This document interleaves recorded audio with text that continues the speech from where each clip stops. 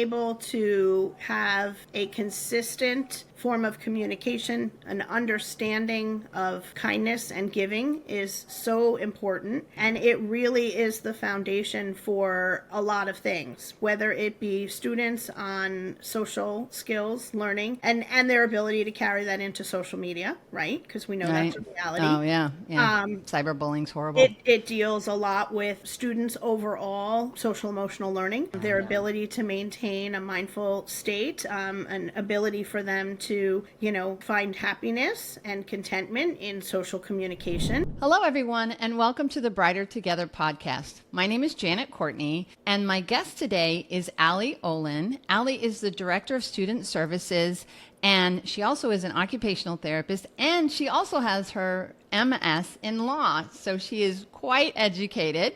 She works at Jersey City Community Charter School, and she is the Director of Student Support Services, and that's in Jersey City, New Jersey. That's quite a resume, Allie. Thank you for joining us today. Thank you so very much, and thank you everybody for having me. I look forward to our conversation. I'm excited to talk with you for sure today. So let's start out. Just tell me a little bit about Jersey City Community Charter School and what your role is there. Sure.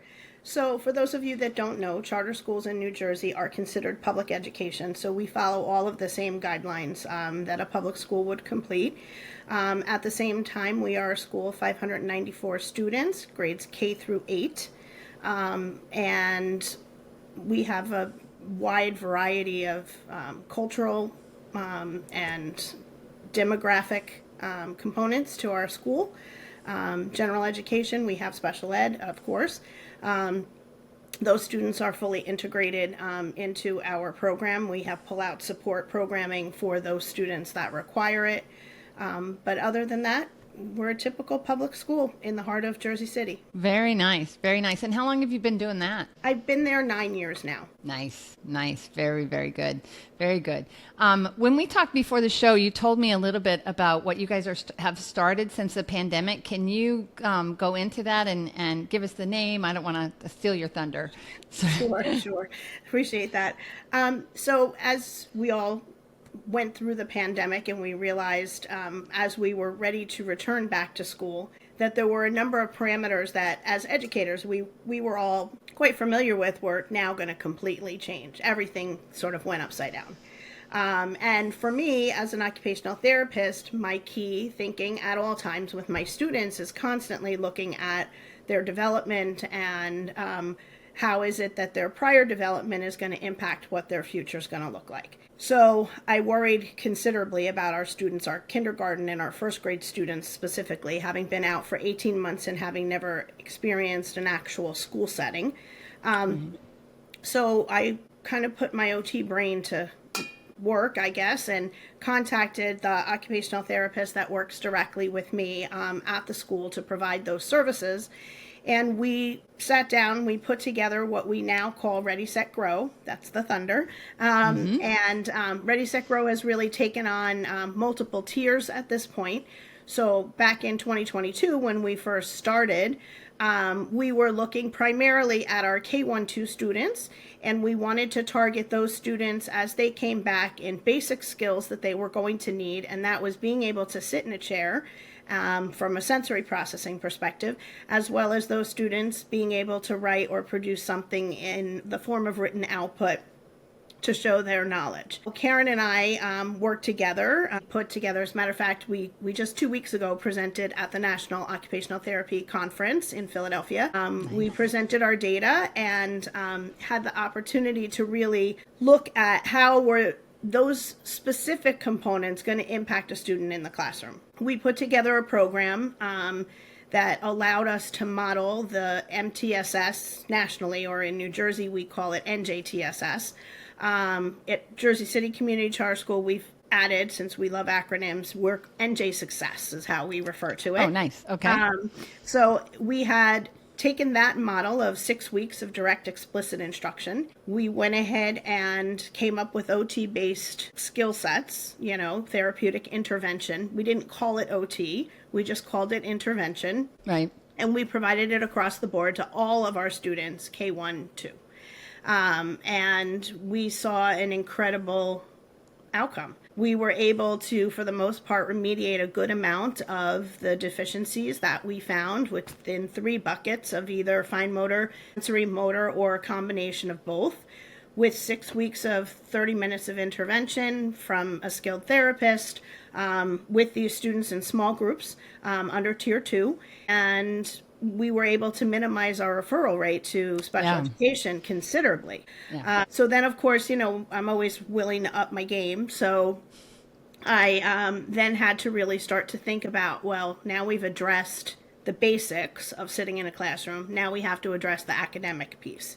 We have to look at that overall academic gap that we all know is there, whether it be from prior to the pandemic or resultant from not necessarily having specific skills during the pandemic or access to certain materials to enforce learning. So we actually now, through our NJTSS or NJ Success program, we actually now utilize FastBridge, which is a commercial product. We utilize that as our universal screener. We screen 3 times a year for all of our students, K through 8. And with that, we're able to assess students' performance, which to me is great because we have an SEL component, which now is huge. We also have math and we have ELA. And we're able to break down and really target even those students, because we now in New Jersey, of course, know we have the components of identifying early dyslexia, or at least suspecting it and then referring for the appropriate diagnosis. It allows us to also weed out students that we think might potentially have some form of dyslexia. So it really has helped us considerably. I have created a position. It's not a certificated position under the DOE, but we call them achievement coaches. I basically started to pilfer people from behavioral technicians because they understood data. Right. Yeah, they do it really well. I need data in order to make sure my program's working. So what I did was we brought in a couple of behavioral technicians that no longer wanted to do ABA. I trained them in phonics and phonemic awareness through my learning consultant, which is a position we have specific to New Jersey and LDTC. So Maria and I worked diligently with my NJ Success team. We trained them, and they actually provide Tier 2 and Tier 3 interventions for those students in general ed. It's all general ed now. So, obviously, if we have a student that has a specific skill set in SEL, that's an IEP student, but doesn't have counseling or a need for counseling under an IEP, or even under a 504 if need be, we can still have them participate with the gen ed students in the SEL components. Nice. So they're getting that support outside of the IEP, which is great. Yeah. Yeah. Fantastic. So how much, and you talked about numbers. So utilization wise, what did that do to your special education utilization by implementing these programs? How much have you seen the decline in need, which is exactly what MTSS and early childhood identification is all about, is let's keep them off of an IEP, right? But I'm just really curious. Right? Yeah, least restrictive environment. Absolutely. That's what we always want for kids. We definitely, let's get them back in the classroom, right? So how did that, do you have, I know you have that data, but I'm just curious about like the general, what did you see as far as that working out for you? We saw that there were a number of students that were able to, between immersion in the gen ed, right? Because we know that we have to factor that in. So it's hard to quantify a number. Okay. But we were able to generally see that those students that we had flagged were able to no longer have those deficiencies to the point where they would need specific occupational therapy intervention, which in turn would require an IEP. Right. New Jersey's a little odd in the sense that they have ESLS are eligible for speech and language services. So you can have a classification category for speech, strictly artic, you can't address language, but you can have speech as a component of special ed, but you can't have any other service unless the student is fully classified under one of the state classification categories, correct? The 13 classifications, right? Yeah. Speech is the only one and as an SLP, yes, I have case managed, and yes, I've done all that good stuff. Yeah. You get it. I would know. Yeah. I'm curious about splinter skills too. That's the other thing. It's like we talk about learning loss during the pandemic, and that but kids are still learning. So I'm sure there were some, like, I'm curious about that. This is me being a therapist. This is me just going, you're an OT, I'm a speech therapist. Let's talk about that. I'm just curious about what kind of splinter skills you were seeing. Like, cause I'm sure there were some things that students had and something that they didn't. Like, what were you seeing there as far as that goes? I think that we saw a significant decline in fine motor manipulation, I'll be honest. Okay. I think because students were legitimately functioning on computers. They really weren't outside. They weren't holding things. They weren't squeezing things. They necessarily didn't have access in some cases to a pair of scissors. Grasp was something that was significantly impacted, which, obviously I'm not going to recommend therapy just because a kid can't hold a pair of scissors or a pencil. There's got to be other components to that, but we definitely saw that impact a lot. Yeah, absolutely. And their ability to do art and their ability to do everything. Any academics, yeah, for sure. Even ADL skills. These kids couldn't zip their coats in the middle of the winter. Oh, poor babies. It breaks my heart. It just breaks my heart for them. And you want so much for them to be successful. And they're blessed to have you, to have this program and what you're doing and making their lives better. And parents that go there don't even know the choice that they've made. Maybe they do. I shouldn't say they don't. But, it's like you get something like that and you get a program that works really well. It's so nice to see. What is the next step for you? What's your plans going forward? Because I know you're not done. You're not done. Not actually. So I just wanted to add to one of the things about this that was really nice is that, we have from federal mandates, we have child find. So by us utilizing this in a general education perspective, we were also meeting mandates affiliated with Child Find, separate from our speech screenings that we do for those ARTIC students that may need it coming in. So what are we doing next? So we've now been able to address some of the academics for students, and that is going beautifully in my K-5. We're in the process of really building more of my 6, 7, and 8, because obviously the academic component there is a very different beast than what you have in the lower grades.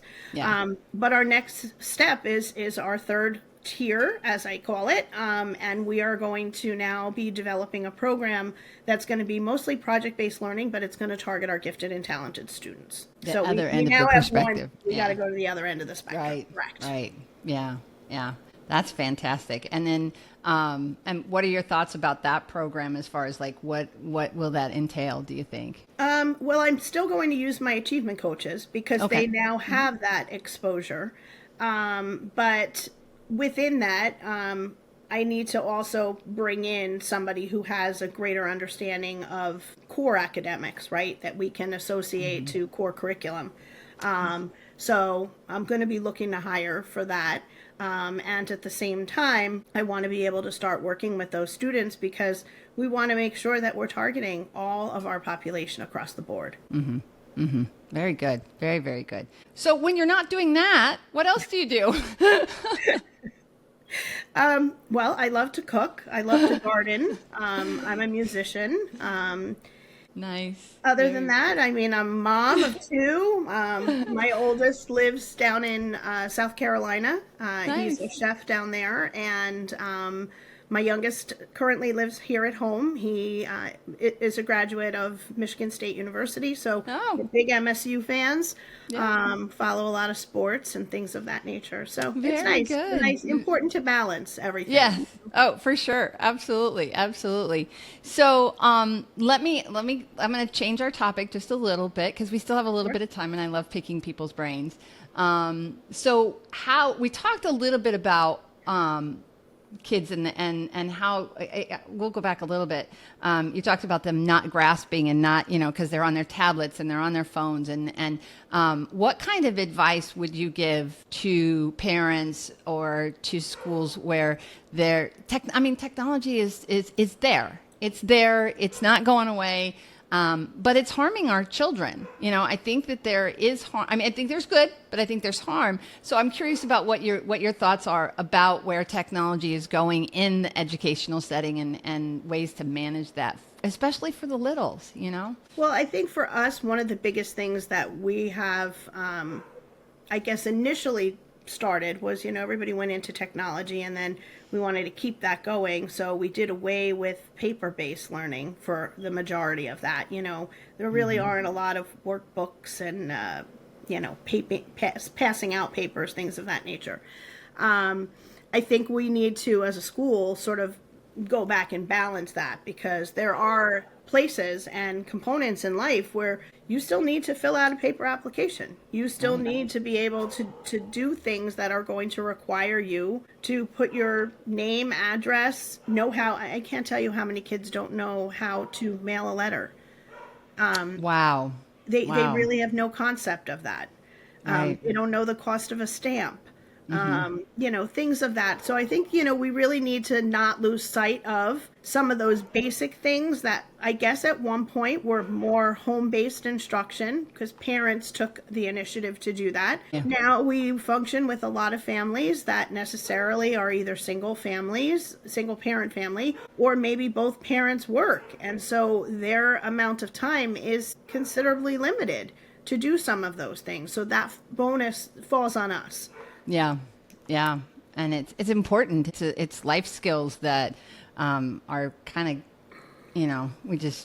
it's concerning. You just go, my kids are grown. My youngest is 22. So, it's like I remember us talking about phones, and my youngest got a phone at 13 because the other two got one when they were driving, so now everybody's got a phone, and and I've talked to several people who are just taking phones out of the classroom. Like they're taking them out of the school. Correct. Yeah. So at our middle school specifically, the students come in the door, they legitimately, they turn their phone, they push the button, show that the phone is physically off. They put it in, and as soon as they go, it goes in their locker and stays in their locker for the day. Are you finding that some kids just aren't even bringing their phones to school? I can't really say that applies in our environment, because a lot of students take public transportation. So the reality is, in order for them to have safety and be able to keep in touch with an adult on the other end, it's really important.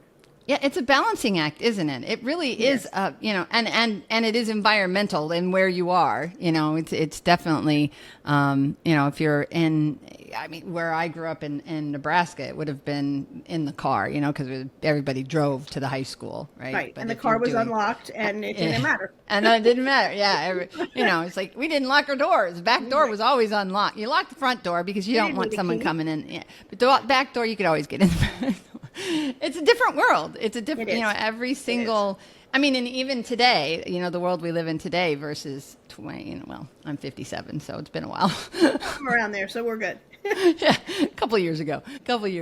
So, okay, so I have one more question, and I ask this to every single, I think I missed once. Okay. If you could miraculously solve one challenge in the school, what would you want to solve? Well, I have a few things that come to mind, but I think the first would be to maintain a culture in the school. I think being able to have a consistent form of communication, an understanding of kindness and giving is so important. And it really is the foundation for a lot of things, whether it be students on social skills, learning, and their ability to carry that into social media, right? Because we know that's a reality. Oh, yeah. Cyberbullying's horrible. It deals a lot with students overall, social emotional learning. Their ability to maintain a mindful state, an ability for them to find happiness and contentment in social communication. And even from staff, like that is huge. It's important nowadays for you to feel like you really want to go to the office. You want to go to work. Yeah. We went into education for a reason. And we want to make sure that we're upholding that. Right. That's great. That's a really great answer. I love that answer because it's true. Everybody's so divided right now, and it's a sad state that we're in right now, and I just hate it. I hate it because, ultimately we all want what's best for our kids. We all do, no Right. matter where you are. Okay. Well, Ali, thank you so much for your time. This was a great conversation. Thank Where you. should people go? Sorry, I didn't mean to talk over you. That's- Where should people go if they want to learn a little bit more about you or this program or what's happening at Jersey City Community Charter? I would welcome people reaching out. I very much would love to be able to share what we have done because, again, that's why we do this, is to make a difference. And you can also reach me directly through my email, which is connect@firsteducate.org. Again, that's connect@firsteducate.org. Perfect. Thank you so much. That is fantastic. Again, And I'm on LinkedIn and, all of the normal. Sorry. yeah, no, that's great. Is it under Ali or is it under Alisa? It might be under, I don't remember my LinkedIn off the top of my head, but it may be under Alisa, Alisa. Alisa, and then it's Olin. Correct. Right? Beautiful. Okay. Thank you. Perfect. Well, thank you so much. And you can always also reach out to us if you cannot find the information. Lighthouse and myself will be glad to help connect people with our podcast guests as well. So it's been a true pleasure. Really enjoyed talking with you. Thank really you impressed. For the honor, really. Yeah. I would welcome lovely. coming back on other topics as well. That's great. Thank All you right. so much. All right. Take care. All right. Take care.